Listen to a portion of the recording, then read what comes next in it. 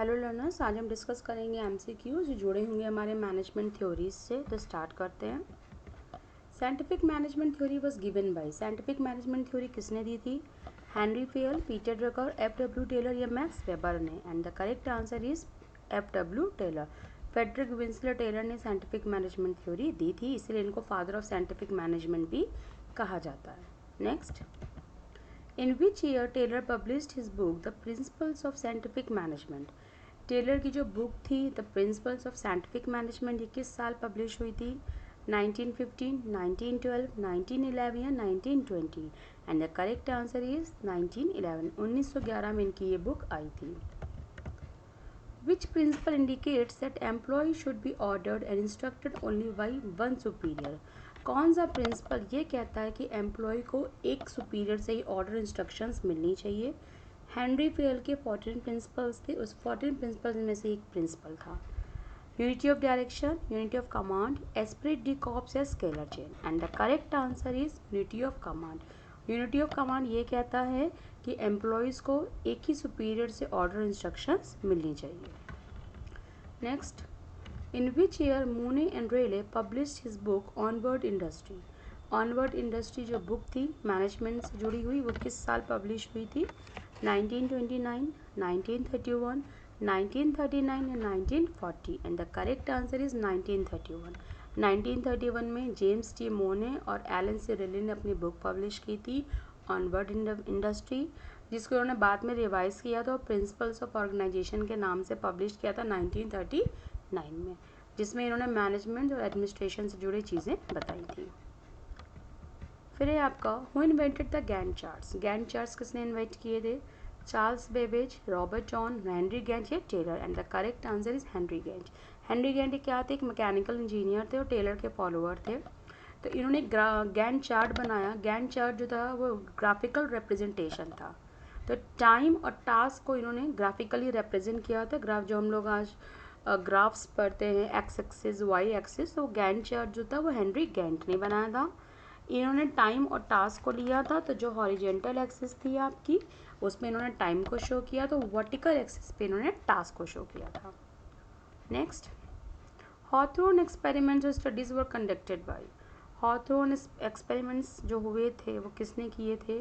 Peter Drucker, Elton Mayo, Roethlisberger and Dickson? Elton Mayo, F W. Taylor, Maslow and McGregor? And the correct answer is Elton Mayo, Roethlisberg and Dickson. Harvard University के थे ये। Elton Mayo जो थे इन्होंने human relation movement लेके आए थे इस एक्सपेरिमेंट से। इन्हीं के कलीग थे रोथेल्सबर्गर, और जो डिक्सन थे विलियम डिक्सन, ये आपकी कंपनी के रिप्रेजेंटेटिव थे। तो इन्होंने ये स्टडीज़, ये एक्सपेरिमेंट्स कंडक्ट करे थे। Which theory of management views organization as an open complex system which are interrelated and work together to achieve common goals?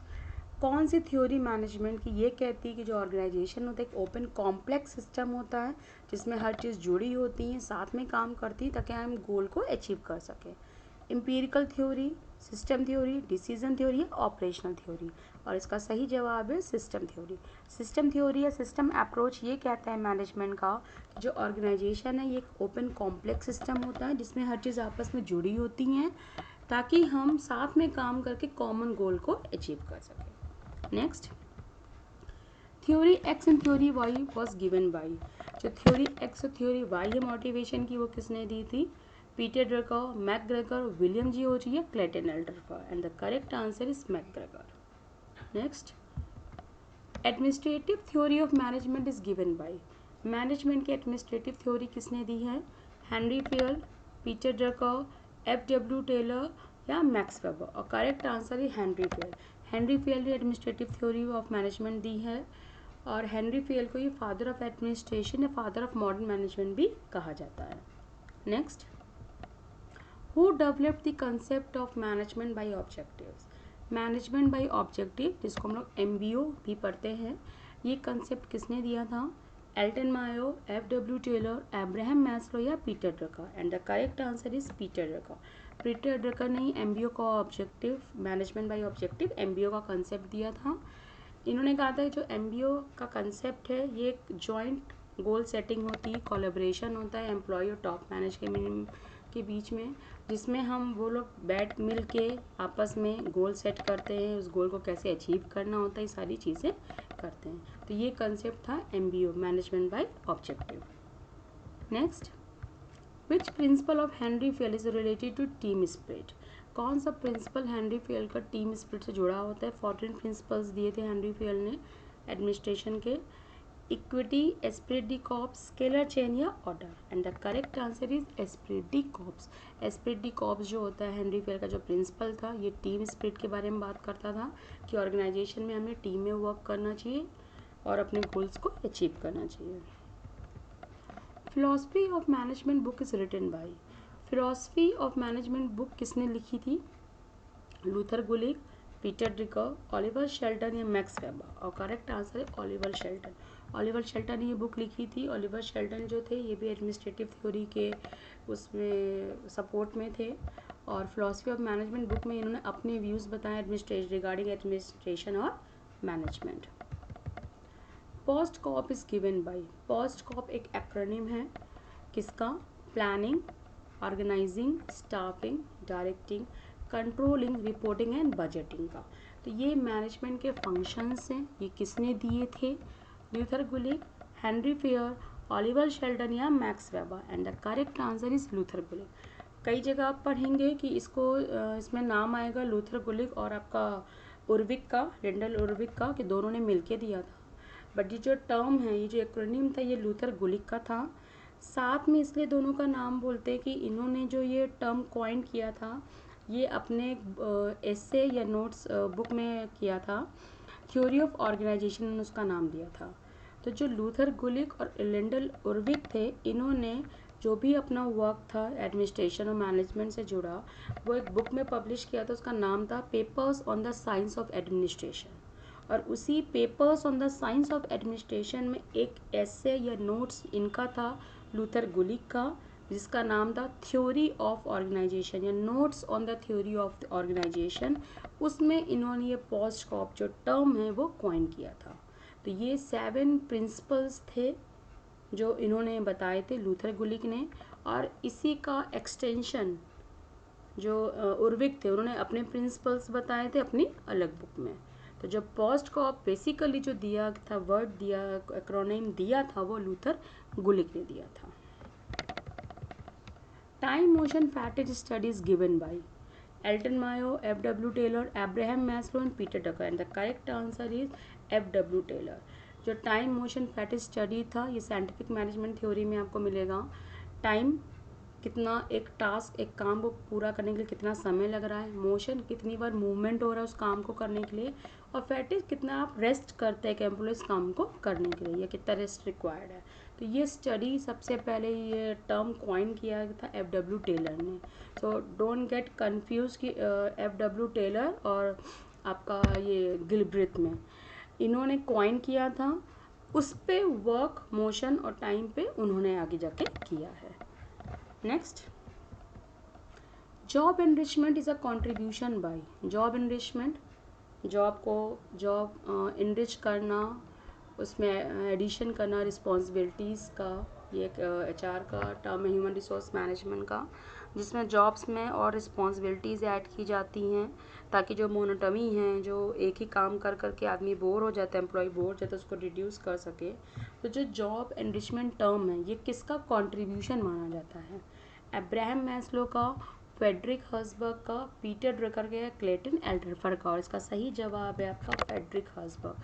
Frederick Herzberg ने सबसे पहले ये टर्म कॉइन किया था जॉब एनरिचमेंट का। Next, bureaucratic theory of management is given bye? Bureaucratic theory जो होती है मैनेजमेंट की, वो किसने दी थी? लूथर गुलिक, अब्राहम मैस्लो, पीटर ड्रकर या मैक्स वेबर? और इसका सही जवाब है मैक्स वेबर। मैक्स वेबर ने ब्यूरोक्रेटिक थ्योरी दी थी, इसलिए इनको फादर ऑफ ब्यूरोक्रेसी भी कहा जाता है, जिसमें इन्होंने अपने रूल्स प्रिंसिपल्स बताए थे जो मैनेजमेंट को चलाने के लिए बहुत ज़रूरी होते हैं। ब्यूरोक्रेटिक थ्योरी इनके अकॉर्डिंग था कि एक ऑर्गेनाइजेशन में ब्यूरोक्रेटिक अप्रोच होना चाहिए, एक सिस्टम होना चाहिए, एक हियरार्की होनी चाहिए जो हमें फॉलो करनी चाहिए, सब कुछ अब रूल्स रेगुलेशंस एवरीथिंग जो भी आप वर्क करते हो वो रिटन फॉर्म में होना चाहिए। तो एक ब्यूरोक्रेटिक स्ट्रक्चर के बारे में इन्होंने बताया था। Which management theory emphasizes the value of understanding human behavior, needs and attitude in the workplace? कौन सी थ्योरी मैनेजमेंट की ह्यूमन बिहेवियर, उसकी नीड्स क्या है, एटीट्यूड क्या है उसका वर्क प्लेस पे, इसको फोकस करती है? Scientific management theory, administrative theory, theory X and theory Y, and behavioural management theory. And the correct answer is behavioural management theory. जो बिहेवियरल मैनेजमेंट थ्योरी है ये ह्यूमन रिलेशन के बारे में बात करती है, ह्यूमन बिहेवियर के बारे में बात करती है, उसके नीड और एटीट्यूड के बारे में बात करती है. और बिहेवियरल मैनेजमेंट थ्योरीज़ के अंदर ही मोटिवेशन आता है, जो हम लोग मोटिवेशन की थ्योरीज इसमें पढ़ रहे हैं, theory X, theory Y, need hierarchy theory या हर्ट्ज़बर्ग की थ्योरी. तो जो मैनेजमेंट थ्योरी है, बिहेवियरल मैनेजमेंट थ्योरी, ये आपकी एम्फेसाइज करती है, ये आपकी कॉइन करती है value of human behaviour. Which factors were given by Herzberg? Herzberg ने कौन से फैक्टर दिए थे? Hygiene factor, motivators, both, in none of these. And the correct answer is both. Herzberg की 2 फैक्टर थ्योरी है. Herzberg 2 factor theory of motivation, इन्होंने 2 factors के बारे में बताया था, हाइजीन फैक्टर और मोटिवेटर्स के बारे में. Next, how many phases were there in Hawthorne experiment? जो हॉथरॉन एक्सपेरिमेंट हुआ था एल्टन मायो के द्वारा, उसमें कितने फेज हुए थे? 5, 6, 4 या 7? And the correct answer is 4 phase. 4 phases में एक्सपेरिमेंट हुआ था हॉथरॉन एक्सपेरिमेंट. और ये जनरल इलेक्ट्रिक कंपनी का हॉथरॉन प्लांट था, वहाँ पे ये एक्सपेरिमेंट्स हुए थे. 4 फेज थे. Illumination experiment, bank wiring observation room, relay assembly test room है, मास इंटरव्यू. इस तरह से 4 फेजेस में इन्होंने ये एक्सपेरिमेंट कंडक्ट किया था. Functional foremanship concept was related to. जो फंक्शनल फोरमैनशिप कंसेप्ट था ये किसका जुड़ा हुआ था, किससे जुड़ा हुआ था? फेयोल्स के प्रिंसिपल से जुड़ा था, वेबर्स के ब्यूरोक्रेसी से, टेलर की टेक्निक थी या एल्टन मायो के एक्सपेरिमेंट से? और इसका सही जवाब है टेलर्स की टेक्निक. टेलर की टेक्निक थी ये फंक्शनल फोरमैनशिप का जो कंसेप्ट था. Next, social system approach of management is introduced by. System approach या सोशल सिस्टम अप्रोच जो मैनेजमेंट का है वो किसने इंट्रोड्यूस किया था? Maslow, Vilfredo Pareto, Elton Mayo, Herzberg. And the correct answer is Vilfredo Pareto. Don't get confused with Chester Barnard. जो introduce किया था मैनेजमेंट ने ये टर्म, वो थे विल्फ्रेड पेरेटो. इन्हीं के वर्क को आगे एक्सप्लेन किया या आगे जाके बढ़ाया है चेस्टर बर्नार्ड ने.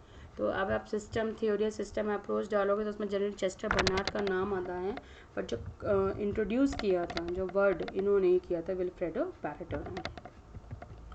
Which book of management was written by Urwick and Gulick together? दोनों ने कौन से मिल के कौन सी बुक लिखी थी? Practice of management, Onward Industry, Elements of Administration या Papers on the Science of Administration? तो करेक्ट आंसर है Papers on the Science of Administration. यही वो बुक थी जिसमें जो ओरविक और गुलिक ने मिलकर लिखी थी. और इसी बुक में जो लूथर गुलिक थे, इन्होंने एक ऐसे लिखा था, notes on the theory of organisation, जिसपे इन्होंने पोस्ट कॉप जो वर्ड था, जो फंक्शंस थे, उसको एक्रोनिम को यूज़ किया था. According to James D Mooney, the first principle of organisation. James D Mooney ने भी अपने कुछ प्रिंसिपल्स दिए थे अपनी बुक में, प्रिंसिपल्स ऑफ ऑर्गेनाइजेशन. और उसमें तो इनके अकॉर्डिंग पहला प्रिंसिपल क्या होता है एक ऑर्गेनाइजेशन का? स्टाफिंग, रिपोर्टिंग, कंट्रोलिंग या coordination. And the correct answer is coordination. इनके अकॉर्डिंग जो सबसे पहला ऑर्गेनाइजेशन का प्रिंसिपल होता है वो होता है coordination. Next, Elements of Administration book was written by. Elements of Administration book जो थी वो किसने लिखी थी? Luther Gulick, Elton Mayo, Lyndall F Urwick या Peter Drucker. And the correct answer is Lyndall F Urwick. इन्होंने ये बुक लिखी थी, 1943 में ये बुक आई थी.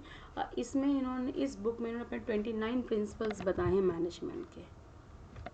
Next, who wrote the book motion study and in which year? Frank Gilbreth 1911, Elton Mayo 1920, Frank Gilbreth 1950 या F W. Taylor 1990. And the correct answer is Frank Gilbreth 1911. इन्होंने motion study के बारे में बुक लिखी थी और इसीलिए इनको father of time and motion study भी कहा जाता है. Thank you. मिलते हैं अपने अगली वीडियोज़ में.